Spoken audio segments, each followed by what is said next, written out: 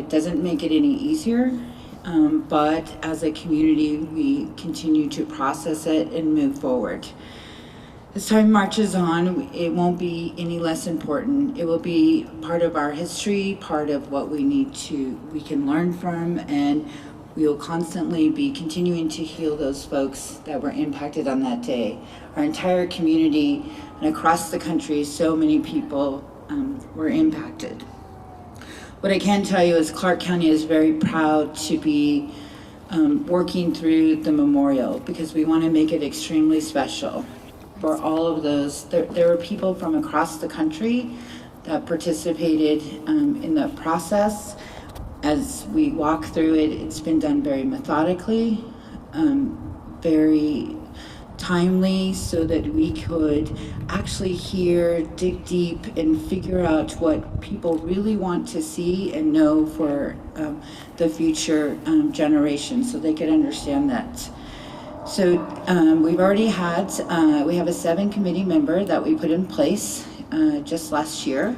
They, even in these times of COVID, they've been able to still make progress, to talk to families, to talk to survivors, to talk to community members that stepped up on that very day. We sent out a survey. The first survey, we had about 6,000 people participate. That also led us to a second survey, which we had about 5,000 people. The one thing that I remember, so many of my friends out there, we talked about what does this look like. We didn't want to hurry it because we wanted to really take our time. We watched around the country how people quickly did something, but we in Clark County knew that it was such a tragic impact to us that we wanted to make sure that it had an everlasting meaning. And one of the things that came out of the first survey, and I remember the conversations, people going back and forth on where would be the right place. But what we did find out of the survey from many of the family members, many of the survivors, and the community, that they really wanted it to be at the Route 91 Festival Plaza that was happening that night. So we are so thankful that MGM donated that land. So that will be the home of our memorial. And that'll be one piece of it, right? Because it's in our hearts and it circulates throughout the valley all the time. So as we move through to the next process, we encourage everybody to be part of it, because we want you to stay engaged with us. We want you to know, how are you feeling today, as opposed to 2 years ago, 1 year ago. So I encourage all of you to continue to stay with us at Clark County, because it will be something that we can all be proud of. Today I have most of my committee members here that are part of the 1 October. They want to raise their hands. Would they like to stand? I feel like this flag is in my way, so. Well, I'll be here, so I'll send you to them in the rotunda. I know most of them will be in the rotunda at the end. So I encourage you to be part of it. Thank you so much for coming out to showcase the community that we are, how we can come together when times are tough, how we can move forward and really remember who we are and what we stand for. So thank you.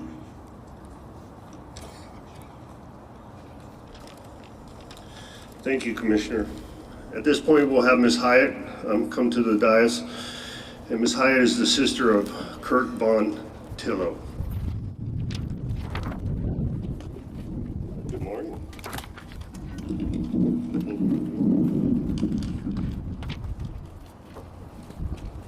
Good morning. Thank you all for being here to honor our angels. It's really heartwarming to see everyone. My name is Deanne Hyatt. My brother is Kurt Von Tillo, one of our 58 angels. Our family story is a little bit unique in that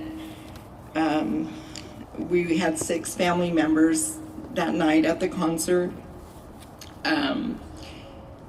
That fateful night, my brother Kurt was killed. My daughter was wounded pretty significantly. I was wounded. Those physical wounds have healed, but the lasting scars for our family remain and go on, like all of our families and all of our Angels families. Coming to Las Vegas had been kind of a reunion for our family. We had so much fun. We had people that had moved to different places, and it was like a reunion of family and friends, partying, dancing, enjoying the music, enjoying football on Sunday, and we really had an amazing time for the last 4 years prior to that night, or the last 3 years prior to that. And that came to a tragic and unimaginable ending. We continue to live the impact of all that happened that night 4 years later, as we all do. The trickle-down effect of this tragedy could not be anticipated, but is so significant. Relationships built and relationships torn down. People thrive and people struggle. We live with the physical and mental pain, and our lives are forever changed. It is such a helpless feeling.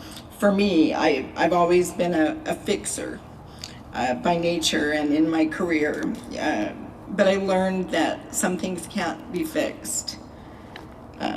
All you can do is be there for each other, listen, cry, hug, love, and support one another. It's hard to understand what any person, no matter how close they are to you, it's hard to understand what they go through. And it reminds you that you just need to be patient and loving and caring to everyone you meet, because you don't know what they're going through. The amazing realization for me in this past 4 years is that there are those people in this world who are here to help, provide hope, lend support, and be the good. As I prepared what I was going to say, I watched the speeches by Minda, Joe, and Albert.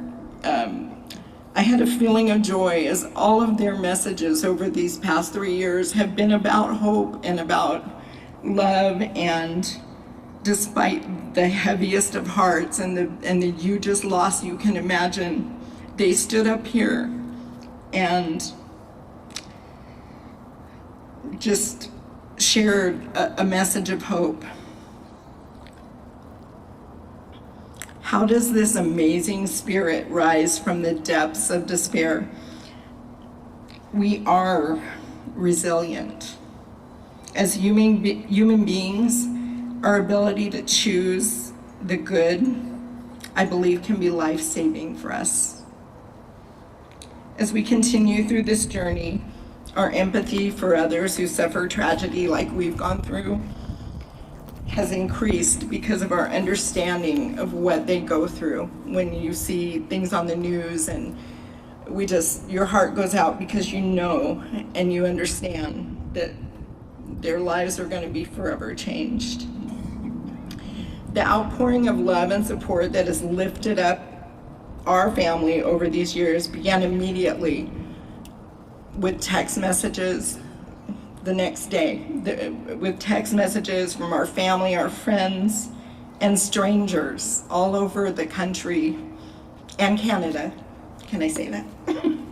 Who have reached out to us. When we returned home, for me, my family, there were flowers, messages, flags on our doorsteps. The outpouring of love continued. Because of the good that is Minda Smith and her beautiful family at the first anniversary, and Melissa Williams coordinating the Angels games for the 58 and survivors, a new bond was formed that will never be broken. Because of the love and goodness of our friend Tommy Marr, and more families and survivors came together to be the good. We met people all over the country and Canada that reached out to us just wanting to honor my brother. we met a beautiful woman named Lindsay Lawler in Tennessee who wanted to honor him. He was a trucker and a truck owner, and they wanted to honor him at a convention as a driver. And they had us come to Nashville, and they honored him, and it was the beginning of some really, really deep healing for our family. We have met so many beautiful, resilient people who have gone through the most terrible and unimaginable thing, but still stand tall, lift others up despite their own grieving. Their empathy and their strength remind us of the power of human spirit and the spirit that lives in all of us. In closing, I want to share a message that I received within the first week after October 1st. It touched me so much and is a great example of how we might touch people in our day-to-day lives with kindness, outreach, listening, and acknowledging them no matter what the circumstances. This is from a gentleman that my brother met as he was traveling across the country in his truck, and this gentleman sold him tires occasionally. He said, and I'm quoting his message to me on Facebook Messenger.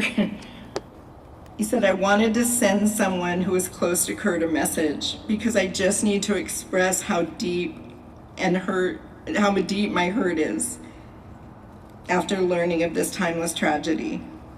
I wanted to let you know that I'm praying for you and your family. Even though you don't know me, and I knew and loved Kurt for the person that he was. I worked for GCR Tire in Colorado. I sold tires to Kurt occasionally, and I got to know him over the years. Last night when I learned of his death, I was heartbroken and didn't sleep a wink. I can only imagine what you guys are going through. I've been praying ever since to try and understand this. I know I never will. Please give Mary Jo and all the family my deepest condolences, and know that there is a church here in Colorado praying for you and lifting you up before our Lord and Savior Jesus Christ." This morning I called his cell phone just because I wanted to hear his voice. We still do that.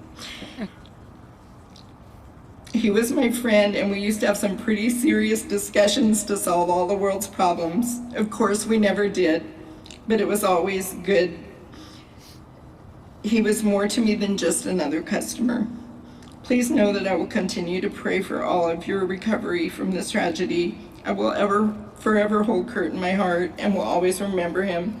God bless all of you in this time of remembering Kurt. His name is Michael Wold, and he's in Colorado. That is who my brother Kurt was. I'm blessed to have had him as my brother. I'm blessed to be here. I'm blessed to have my daughter, to have my niece, to have my husband and my sister-in-law, who I love so much, on this journey with me. To plagiarize a little bit of my friend Albert's message from last year, I would like to quote another group of philosophers, Old Dominion. Life is short, make it sweet.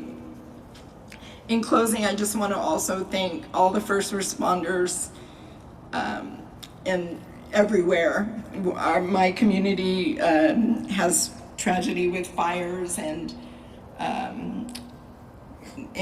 there's an amazing first responder that helped us that night, and I just want to say thank you so much. You have no idea what your love and your kindness and your sacrifice means to all of us. Thank you so much. God bless y'all.